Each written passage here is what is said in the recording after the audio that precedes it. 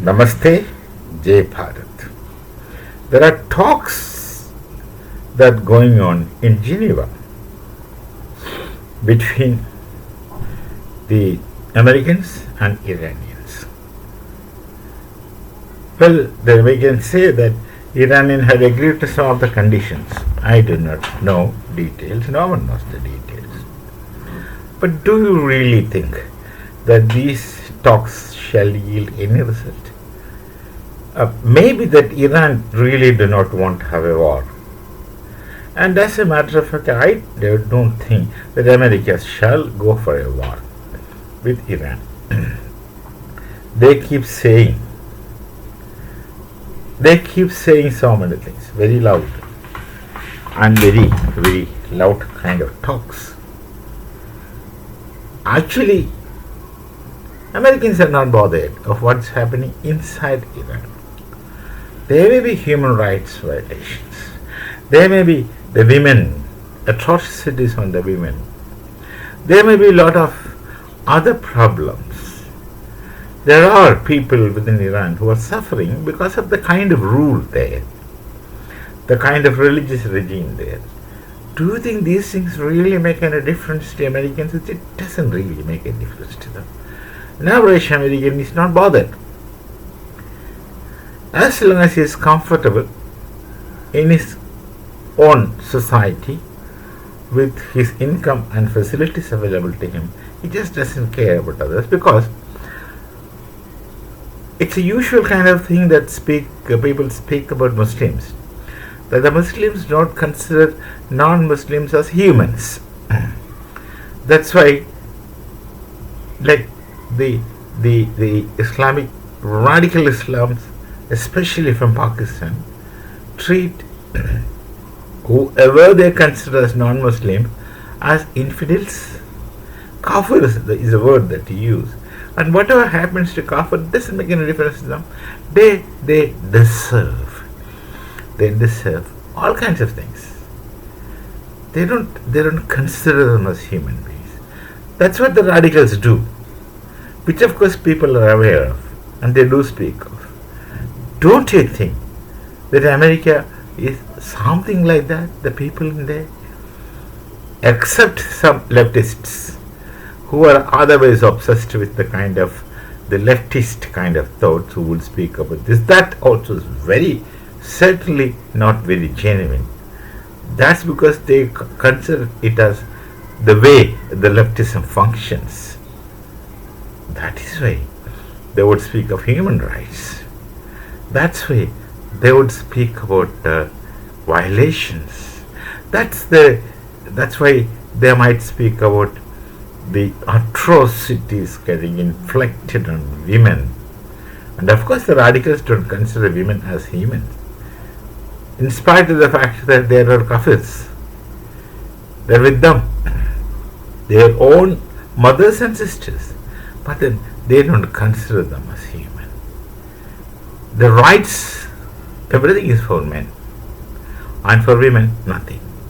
All those things are in practice in Iran, by and large, for whatever reasons, because that's how their religion shapes their mind. And who's bothered of this? America wouldn't want to attack Iran. America's interests are very clear.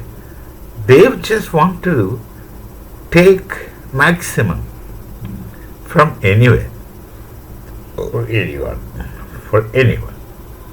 They want to take benefits. They want to take advantage from anyone and everything. Otherwise, they just speak of all that lofty things with rhetorics and with talks and with things like that. They speak a lot of things and don't really mean anything. Thus you find them saying one thing in the morning and another thing by afternoon, and an entirely different thing by evening. That is what is present America do. I'm not telling that this had been the case always, but this is what we see practically. Maybe in the past also they were not bothered of others. They don't consider, for instance, the Africans as equal to them. Now this is very important. When you don't consider another human being as equal to you, when you don't consider another human being as equal to you, then you cease to be human. That's what I would say. You just cease to be human. Just by virtue of the fact that another man is equal to you insofar as he is human. That will do. Maybe that his qualities are not up to the kind of standard which you make. Fine. His other abilities are different from the kind of standard you make and maintain. Fine. But you at least treat him as another human being and make him as equal. Treat him as equal. This the nation doesn't do, the US. Precisely what they do this to the entire other nations. They wouldn't give equal opportunity. They do not treat other nations with respect. They simply want to dominate. And they simply want to dictate terms and conditions and wish and want others just simply to follow.